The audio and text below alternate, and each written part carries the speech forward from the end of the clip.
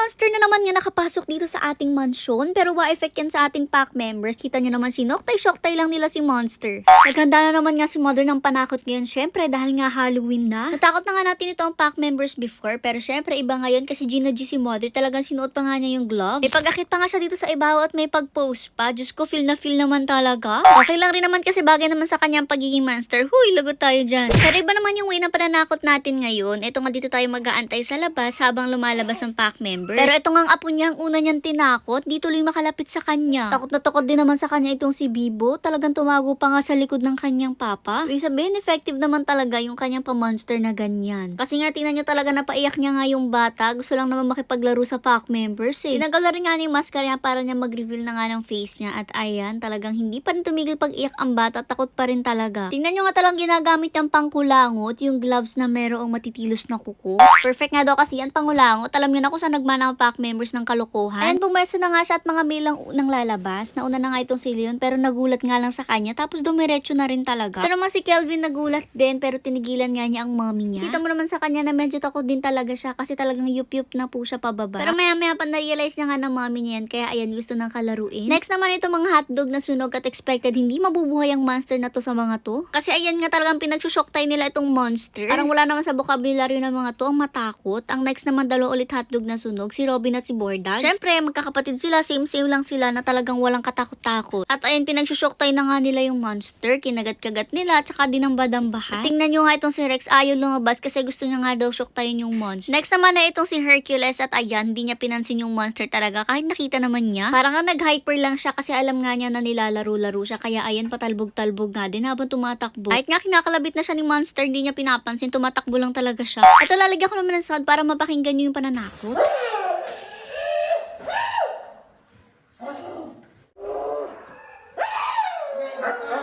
Dahil nga andito na lahat ng ating mga meals, lumabas na nga rin ng monster at paglabas niya talagang pinagsushoktay siya ng mga yan o diba, tumba siya. Grabe nga kasi mga akyat-akyat itong ating mga hotdog na sunog kaya naman talagang suko ang monster natin. Nag-try pa nga talaga si Mother na takot-takutin sila pero talagang wa-effect sa mga to. Ang si Mother na yung natatakot kasi pagkakatalon nila diretsong kagat nga sa mukha ng monster. Baka nga mukha niya yung makagat. Kasi nga inakit-akit pa nila yung face talaga ng monster para amoy-amuyin. Nakakita nyo, hindi talaga sila magkaintindihan akyatang-akyatan. Maya pa nag-reveal na nga ng true face si monster at ayan, para nga siyang nasyoktay dyan. Losyang na itsura. Napakabanas daw naman kasing isuot ng mask ngayon kaya naman ganun ang itsura niya. Makapasok nga ang mga male, syempre females naman at nakaabang na naman nga siya. Una na ang ating alpha at hindi siya pinansin. Itong si Snow, napatigil lang konti pero dumiretso na rin. Habang si Athena naman, nakita siya di pinansin pero binalikan niya, tas umalis ulit. O diba, mas excited silang lumaya sa labas. Ito nga't paparinig ko ulit sa inyo kung gano'ng kagulo sila dito.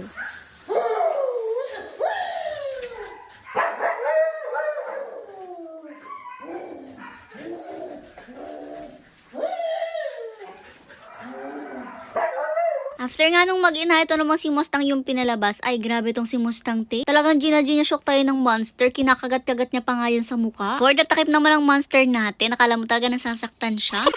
Ito naman sunod natin ay si Thunder and nagulat naman po siya sa kanyang mommy. Effective kasi nagulat natin siya at ito naman si Snow White. Talagang napaka-sweet. Makikita mo nga sa kanya na confused nga siya sa monster pero nilapit-lapitan niya nga yan at kinis-kiss pa. Bait kasi talagang si Snow White sa iba kahit nga sa monster mabait ay lagot. Dito naman tayo sa sobrang matatakutin talaga si Olaf. Nakukawawa nga tong si Olaf at talaga naawa din si monster. Labas pa lang kasi niya nagulat na siya tapos unti-unti nga lumakad si monster at ayan nagugulat nga siya kada lapit. Inaasar-asar pa nga ni Mother nung una tinatakot pa pero naawa rin siya kaya nga tinawag na niya at lumapit na rin naman si Olaf nung marinig yung boses ng mommy niya. Tinulak-tulak na nga ni monster ay ang si Olaf palabas para nga makalampas siya kasi di talaga siya iibo hanggat di siya nakakalampas sa monster. On to another matatakutin itong si Chanel. Diyos ko, alam niyo naman to, talagang ayan, napabalik nga siya, buti na lang nagsara agad yung pinto at di siya nakapasok. Tapos talagang gapang-gapang na nga lang siya dyan sa sahig at hindi na nga makatakot. Tapos maya-maya pa yung pinag-alisan niya, ayan may ihi. Talaga namang ito si Chanel natin napapaihi kapag may extreme emotion. At dito di ko maintindihan kung masaya ba siya or takot. Basta ang alam ko napapaihi siya. Kada pwesto nga ng puntahan niya, talagang may naiiwan siyang ihi. Ay grabe. At ay lumabas na nga rin si Mother kasi lahat na nga sila andito sa labas. At syempre, sinok-shock-tay nga rin siya ng mga... Actually, mabait pa nga pack members natin dito. Talagang si Mustang nga lang yung nangangagat-ngagat sa mukha ng monster. At alam niyo din nga pala na every Halloween ay may photoshoot ang ating pack members. Pero this year, hindi na nga natin kinaya na i-photoshoot sila. Kaya naman talaga nanakot na nga lang tayo this year's Halloween Halloween sa kanila and enjoy na enjoy din naman sila. Mas bet daw nila yun kesa photoshoot. Ayaw naman kasi talaga nila nagpapapicture pero ang cute-cute kaya nila kapag may photoshoot. Anyways, and dito nga ituluyan nakuha ni Mustang ang mukha ng monster. Hinila-hila nga niya yan at kung saan-saan niya dinala. O diba tinakbo agad at wala makahuli sa kanya. Dali-dali nga siyang sinundan at inagaw nga sa kanya kasi kung hindi mo ngayon kukuhanin talagang kakainin niya yan be. Lulunukin niya yung mga particles. Hindi pa nga niya bitawan talaga. Ang tagal pa nila nag-aagawan dyan kahit binubukan yung bibig niya. Nga ang kalokohan ng ating Mustang talaga. Anyways, nakapanakot na naman tayo at yun lang nga muna for today's Halloween.